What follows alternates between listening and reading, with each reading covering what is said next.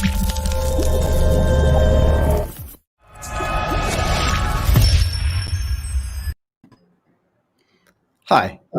Hi. How are you? I am Michael Waitze, and welcome to the first edition of MYANMORE Live Talks. That's Myanmar. MYANMORE Live Talks. We want this to be a series of live, authentic is a word I find really important, authentic conversations featuring writers, actors, musicians, humorists, artists, chefs, and thought leaders in Myanmar. And our mission is really simple here. We want to get the world to know the most inspiring people in Myanmar. And we are super excited to have as our first guest, J.Par. You can see it written at the bottom of the screen, an amazing artist, singer, and in my mind, next-gen superstar. J.Par, thank you so much for doing this. How are you doing today? Thanks for having me here. I'm doing great. I'm excited. How are you doing? I am awesome. Thanks for asking. Tell our listeners a little bit about yourself, like where were you born, where were you raised, stuff like that. Well, I was born here in Myanmar, in Yangon, just been here my whole life. Well, actually, that's a funny story. I grew up in New Zealand, and but music has been with me my whole life. So yeah, I'm an artist. For people that don't know who I am, I'm an artist and I write my own music. And yeah, is there anything else you want to know? Yeah, I want to know, how do you split your time between, and not just your time, but how do you split your time and kind of your identity as well between Myanmar and New Zealand? Do you travel back and forth a lot? Yes, well, I have also like been to other countries as well. So I guess I've been to Philippines as well. So I'm back and forth within a lot of countries, but mainly it's for me it's New Zealand and Myanmar. And yeah, I go there. Well, I had a break in Myanmar. I went to New Zealand and then I came back to Myanmar. And for my uni, I went back to New Zealand and yeah, I'm back here. So it's pretty crazy trip, back and forth. Yeah. Do you feel like there's a part of you that's a New Zealander as well? You know what I mean? Yeah, for sure, definitely. Because funny thing, in New Zealand, they also really love music, and they have their tribal dances. And actually, I really connected with New Zealand's indigenous culture with their music as well. So they call it waiata, and I love it. I love how music connects, both Myanmar and also in New Zealand. So I have a feeling of homeliness in both countries. That's really cool. So I often say, and I think I said this to you offline, I feel like a third culture adult, right? And what does that mean? So I spent my entire adult life in Japan, and I don't look Japanese. You would never presume that I speak Japanese, but I feel like there's a part of me, because I was there for so long, a big percentage of my life, that I feel like a third culture adult. Do you sometimes feel like a third culture kid? And what does it feel like to you to kind of be split between two cultures like that? Honestly, I think that's the beauty of it. I think when two cultures collide, well, different cultures collide, honestly, you can make, I don't know, the experience is just unreal. And honestly, like it's opened my mind to a lot of things. And especially when it comes to doing my music as well. I like to take a bit of both cultures and their concepts and their ideas and their ideologies, and just combining them and then making a masterpiece. It's definitely a part of why I do what I do today as well. The differences in the culture and all that. I feel like art is inspired, right? I don't feel like people can just sit down and pump stuff out. I mean, you can, but I don't think the quality is the same. And I don't think as a listener you can feel it, right? But if the art's inspired, it touches you, right? What do you think inspires you?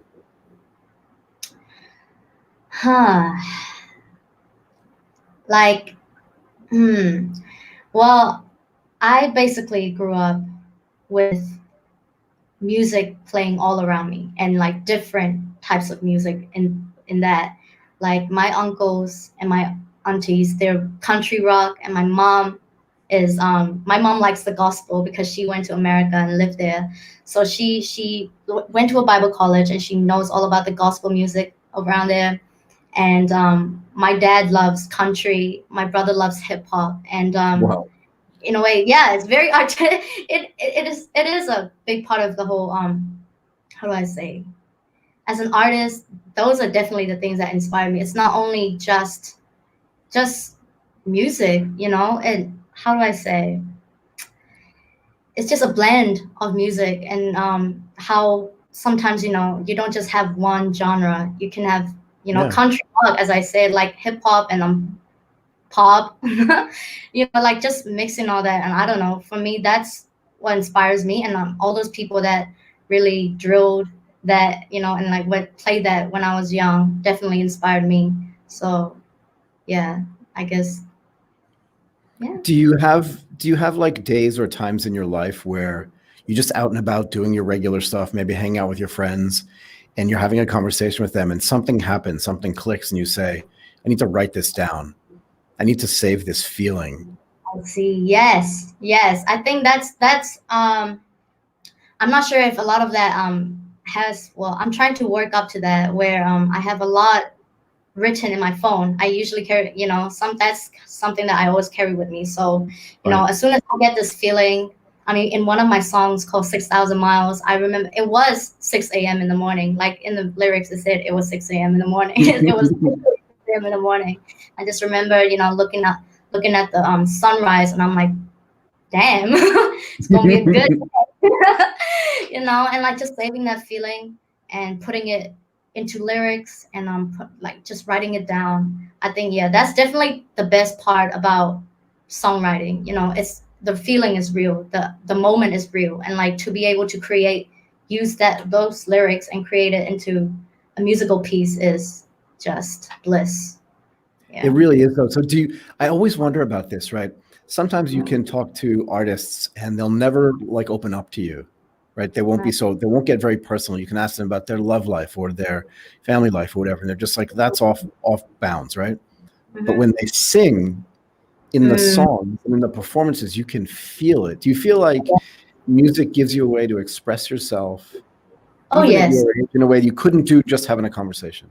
Oh yes, for sure. And I think I said this at the article piece that Myanmar wrote, actually, that Oh, since I came from New Zealand, I mean, no, I lived in New Zealand. I don't understand their language, but once they sang their song, I could right. literally feel the aroha, which is the love that they say it's the love. Yeah, I could really feel what they were singing, even though I didn't know what they were singing. You could just feel the emotions. I don't know what it does. It's just pure magic. Yeah. So for me, and I think that your parents would probably corroborate this as well, and some of the older people that you know, there's certain music that I hear, and really it's Mm, just a few notes. And mm, if I close my eyes, I can be back in high school, or I can be in college, or I can be on the beach where I first heard that song, or I can mhm. remember the first girl that I danced with, kind of thing. Right. Yeah, you know what I mean, though, right? And do you Yeah, feel yeah, like sure. when you're writing your music, you write your own lyrics, yeah? Hmm. Do you feel like when you're writing that people will listen to it and it'll energize something inside them that'll just go, I have to remember this moment? Oh yes, yes. Actually, I have a song that I'm writing currently at the moment. Literally, this is why I'm at the studio right now. Okay. We're working on it just right now, actually. That song basically is we're basically capturing the high school moment. So it's something that everybody can relate to. Yeah, Everybody's been to. Well, most people have been to high school, and right. they've, it's like the best years of their lives. So like we're basically writing that, putting that into lyrics, and I'm putting it into a musical piece so that not only does it capture a moment in time, but it's like a reminiscing, and Right. it's something that everybody can relate to, and everybody can also just look back on the days and you know just feel. So yeah. So you've said we a lot. And Mm. is there a team of people with whom you're working that you're working with not constantly, but they're just part of the core team of people that bring J.Par to life, kind of thing, right? So Oh yeah. you said you write your own music, but are you doing production? I mean, your own lyrics, but are you doing your production and music and stuff like that as well, or do you have a team of people that help you do that? Yes, I have a team of people, and honestly, one of the most important things I learned on this journey so far is that you can never go to the top alone. You need a team, you know, and Yeah, it's all teamwork. And I definitely have a good group of people who also believe in the same vision, you know, that have the same vision for the future generations of Myanmar with music. And it's yeah, like I mean, I can't honestly, honestly speaking, I'm not really that fluent in Burmese. Like, you know, I definitely need help. So I have, you know, I have people around me that can also either edit it for me or they can give me ideas. It's good to take inspiration from people that has been in the industry longer than I have. right. You So have. yeah. I thought it was really cool when I was listening to your songs that you switch back and forth kind of seamlessly between the Myanmar language and English. It's really cool the way it's so smooth the way it happens, right? I don't know if that's practice or if it's just normal for you, but that back and forth gives it more depth, I thought. What do you think? Yes, for sure. Like when you think about a French song, it's like it's a language of love, and like, but I've heard songs that they've used both. There's like two languages. It's just a Hmm. blend of languages that were like played around with, and it's so neat, and that's basically what I want to put out there with Burmese music as well, because in Myanmar, we still got a little bit to go with yeah, the transition into the more international standards. I talked about that in the article as well. But yeah, just a mixture of two languages is, for me, it's art. It's also it's a challenge, and but in the end, we're trying to make it sound as beautiful as possible. I want the Burmese language to be known out there as like, oh, how do I say it? Maybe the language of love Asia version, you Right. know? No, it's great. So you mentioned before that you all have the same vision. I want to understand a little bit more. What do you think that vision is? And is your team mostly your peers? Are they mostly your age, or does it range? Oh, it ranges. I don't think it's wise to stick with just, your own age group, Yeah, because, I agree. people out there that, have more experience than I have, and they've seen the world, and they have their own stories, and you can take their advice, because most of them, they've given me advice on a lot of things, and I just take their advice basically and really you know put it out there and make it into a lifestyle, I guess. And then also it's important to also take inspiration from the younger crowd, because you also want, if you want to stay relevant, on truthfully speaking, if you want to stay relevant, you need to kind of keep up with the trends as well. So it's good to keep both people. So do you feel like as you travel more, right? You said you went to the Philippines, you've lived in New Zealand, you now live in Myanmar. As you travel more, do you feel like you can incorporate those experiences, just like you said you did with that sort of native New Zealand music, right? As you can Mm, incorporate all those experiences into maybe your life philosophy, but also into the music, and then add that in as well. mm. Yes, for sure. Um, once you go to another country, once you experience a different culture and learn what they find is art and what they find is beautiful, especially their languages and all that, it is it's a new experience. You can't, for us with songwriting, it's very important that our lyrics are very authentic, and it comes from a place of pure experience, and the so that the feeling is real, it's not made up. And so Yeah, I find that once you travel to other countries, not only can you apply their work of arts over there in that country, but you can also definitely experience new things, experience new culture, and I don't know, just capture the moment, just capture the feeling, and write whatever down that makes you feel, in that moment, because it's different. Every culture is different. I think Yeah. that's the beauty of it. Yeah, and I'm convinced that most cultures have a few things in common, right? One, Mm, be able to feed themselves, right? Two, have a fair and decent place to live. And three, mm, that they can take care of their family. I think these are just endemic to every single culture. And yes. it's the nuances around those things that make going to different countries, learning different cultures, learning different languages so interesting. Yeah. And the ability to add that stuff like back into your life, every little bit and piece you see gives you a much more nuanced life, which may also inspire you. Yes. 100%. Yeah. Very much. Do you also perform on stage? Yes, I do. Do Ooh, you we're talking about that. say it Oh, again? yeah. No, I mean, I love performing. I mean, I think I love the thrill of it. Once you realize that people are singing your song with you and are dancing to it, you feel like you've done something right. Yeah. But the moment before I get on the stage is it's the worst feeling. I can't explain it, but once you're up there, it's all good. Yeah. Yeah, I was gonna say like that idea, that feeling of getting on stage for the first time is, Mm, at least for me, is just fraught with fear yeah. that can't be explained unless you stand. I remember the first time I stood on stage in front of 400 people and had to take a microphone and speak extemporaneously. And I'm not kidding. And I can still see the room actually. And Wow. the idea that like what comes out of your mouth, everyone's going to listen to it and judge you by it, to me was just really frightful. But you're right. Once you do it and the Yeah. audience claps or they're singing the words along with you, it's gotta be a rush, no? Yes. It's bliss. That's all I can say. It's bliss. It's just the getting to the stage part is the the downside, I guess. Yeah. How much time do you spend in the studio? Because you said you're in a studio now, right? Yes. Honestly, I can't tell because it depends. It depends on my mood as well. Some days I'm so lazy, honestly speaking. Nah.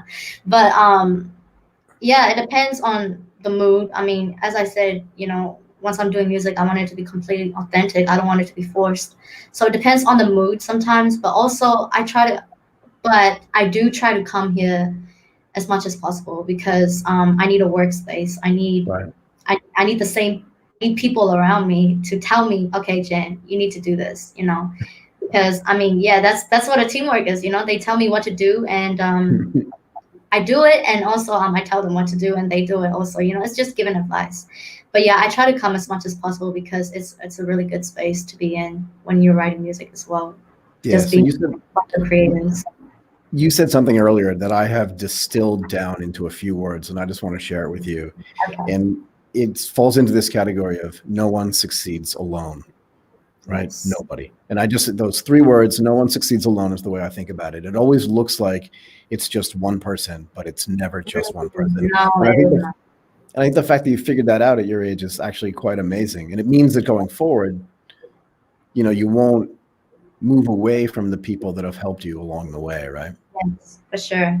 Yeah, you always have to remember who got you there, the people that helped you get there, for Yeah. sure. So you mentioned that like your uncle, your auntie, your mother, your father, and your brother also have all different music tastes, but it's very Yes. specific, right? When they watch you sing today and they Yeah. listen to your lyrics, they must be super proud. I mean, they all have their own view, right? Yeah. Yeah. Yeah, they are very proud. And I think they're proud because also I think they're proud as parents as well, knowing that they've done their job right. Because I know there are a lot of parents out there that, are very they got a tunnel vision where if you have to go into medical Right. but being the parents that are so supportive with my music as well, I mean, and knowing that I'm actually really trying to really put my music out there and I'm doing the best that I can with my music, I think they are pretty proud. Yes. Yeah. I like to put it that way. I think you'll understand this more as you get older, but as a parent myself, I think I mentioned this to you offline, but like I have a 19-year-old daughter as well. And I think you reach this point where you feel like I've put them on a path and it's kind of no longer necessary for me to put any barriers on that path because the path they're on is fine. And within that wide swath in which they can exist, everything's going to be okay. Right. But I feel like when I talk to great kids like you, if you can allow me to say that, is that the parents must have done something really right? Because you seem really grounded. And the fact that you know that as well, I think is really inspiring for me because, you know, a lot of kids, they don't like their parents, right? Or they have troubles with their parents or conflict. And I can feel the fact that that's not true. And that's actually really cool. Yeah, I love my parents because yes, they've basically, you know, ignored the whole like the stereotypes that, you know, parents, if you want to be good parents, you know, you gotta you know, push them to either engineering or medical, or I mean, it's very, you know, but my parents don't believe that. And actually my mom is a very big inspiration to me because my mom's dad, so my grandpa, also pushed my mom into um going to school and all that. But you know, back then, you know, as a woman, she was very, you know, she was kind of looked down on, and she was, you know, basically, you can't do all that, you can't be that, you know, smart and all that. Right. So just a generational thing. I'm just really happy that we have a you know, my family is very supportive with whatever you do, and definitely gotten where I am today. Do you feel like, what's the right word? Do you feel like your generation of Myanmar kids is different than the previous generation? Not in just your outlook, but in the way you get treated by the previous generation, right? In other words, you know, you just mentioned that your grandfather, you know, encouraged your mother or pushed your mother to do one thing, and your parents basically said to you, I'll support you as long as it's not, you know, horrible kind of thing. Do you feel like your generation is different? Yes, for sure, because you know, our country has recently also opened up, you know, more internationally, and we have more international schools now. But even like the kids that go to public school, you know, I think they have a concept of, they understand the whole new concepts of you know, you can't how do I say is, you can't judge. I'm sorry. Okay. Yeah, but I want to give you context for this, and I'll tell you why. So think about this for a second. When I went to India a couple of years ago, and I tell this story frequently, one of the guys, and I went for a startup ecosystem convention, and one of the guys, one of the local guys, got up on stage, well-educated kid, and he said, "I want to move into the ed tech sector because I want to help improve the educational system in India." And he said, because right now, this is him talking, not me. He said, because right now in India, there are only 3 career choices. That's it. 3 career choices. And they were 1, being a doctor, 2, being an engineer, and 3 was being a family disappointment. wow. Right? Yeah. So he wanted to change that, right? Yeah. Yeah. So that's my context when I ask that. And like, are there other things you think about this generation when you look at your peers that you feel like is different? Maybe in the way you communicate with each other, in the way you support each other, in the way you accept each other? Yeah, I guess yes, for sure, because you know, us, as I said, like us kids, these within this generation, we are becoming way more open-minded and having all this exposure to the international world now and what's going on. And I'm just taking an example of you know, how they're doing and how they handle things. We're definitely more open-minded than, you know, the previous generations. But it's only, you know, but I'm not saying back in the generations, you know, the other generation, that they were all closed-minded. No, because you know, That's not the point. yeah, I have people like my parents as well, you know, that really proved that wrong for me, you know, that there are people that want to support, for sure. So yeah. Do you remember It can't be that long ago because you're just not that old. But do you remember the first time you got on stage and sang? Was it by yourself? Was it in a group? Like, do you remember that? Actually, the first time I ever sang was at a church because Oh, tell me. yeah, so Say it again. You're what? I missed that. I'm a Christian. Go ahead. So, I basically grew up in a church, and I remember it's just funny because I don't know how old I was. I think I was only about 2 or 3 years old, and I had to sing, and I think I kind of ran off the stage. Why? Scared. I don't know, like I think, and back then, with the Sunday school kids and all that, we would always have to do a performance every Sunday, Oh, wow. and I couldn't just every time they were about to sing, I just ran away. I just couldn't be in the same room. I was just looking at them from afar, and yeah, so I was pretty nervous leading up to that, but then I think I did get the whole solo down when I was about 3 years old, Did you and really? yeah, that's just a little insight of my little stage fright ever since I was a youngin. So you said you said earlier that your mother went to Bible college. Was that in the United States? You said she went overseas, I think. Was that in the States? Yes, it was in the States. Yeah. So there's a lot of history of what I'd say Black music in the United States, right? Where a lot of it does come out of the churches and, a lot of singing and a lot of sort of dancing and swaying in the churches there. Is there a part of your religious background as well that you think impacts the music that you create? Oh, for sure, for sure. Tell me, Because tell me. my because my mother was so very much in love with gospel music, she would play Right. all the time. So I mean, it was ever since I was young, it was all I was listening to. Basically, it was my first exposure to music and all that. And funny enough, actually, when I was in my mom's tummy, she was singing. She was going carol singing, and she was very into it. And apparently, she was so into it that she was dancing and she was singing that everybody was really scared that basically. Don't But have the baby here. yeah, so I mean, I've been exposed to music before I was even born, and yeah, that, and also that I basically grew up in a church, so I had to sing in church with the church choir or even as a solo. So yeah, definitely influenced me as a musician. Do you have any memory? And this is always a tricky question for me, right? Because there are stories you've heard about this, and then there may be things you've experienced yourself. But do you have any memory of when you were inside the womb listening to the music? I'm not sure, but I do. I can only recall that I was definitely enjoying it. Parent, that's what they like to say. I was enjoying it. I was giving my little punches. I was I was definitely dancing in that belly for Yeah, I sure. mean, we used to talk to my daughter when she was still inside the womb, and I'm 100% convinced that she was so much more comfortable when she was born because she was hearing our voices every single day. And I'm sure that you heard your mother singing and definitely felt the movement of her dancing. Yeah.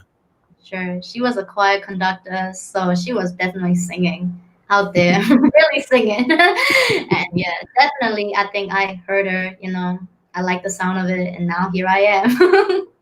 So tell me again, what's the vision for you? What do you see the next like 3 to 5 years bringing you? Where do you want to be? What do you want to be doing? Oh, I definitely, I want to be What's the one goal? of, yeah, one of the maybe best singers in Myanmar. I mean, it's good to aim, sky's the limit. So that's where I'm going. Yeah. That's awesome. Thank That's you. really awesome. And how does it work for you? Do you put out albums? How does that work? I don't know how the music industry works anymore, but do you put out albums? Do you put out stuff like that? Or is it just like you put it out on YouTube and see who likes it? How does that work? Well, yes, you can put out an album, but for me right now, I think I considered a young artist. I'm still new to the music scene, so for now, I think I'm just gonna focus on doing my singles. but I can still put out an album. It's just not a physical CD album anymore, Of because course. times have changed, and the online is the platform now. So if I do put out an album, it will definitely be online, YouTube, Spotify. Do you have a favorite song that you and your team have written? Ooh, we haven't written a whole song together, but we are, collabing here and there. We haven't done a whole team song though, but that'll be cool. That's an idea. Thanks. Thank you. I do what I can. I'm not that creative, but every now and then I have a great idea. No, it's Look, okay. See, that's where you take the inspiration from other people. So where can people find your music? If I wanted to go and find like all the stuff that you've produced, where should I go and get it? Oh, you can find it on J.Par, J.Par, on Facebook. Yeah, that's pretty much where my music's coming out for now. But in the future, I will be putting out music on YouTube as well soon. So yeah. Okay. Look, this was awesome. I really want to thank you for being our first guest on MYANMORE Live Talks. J.Par. Thank you. Awesome. Thank you so much for doing this. Okay. You have a good day. You are a star. Thank you. Bye. Bye-bye. Bye-bye.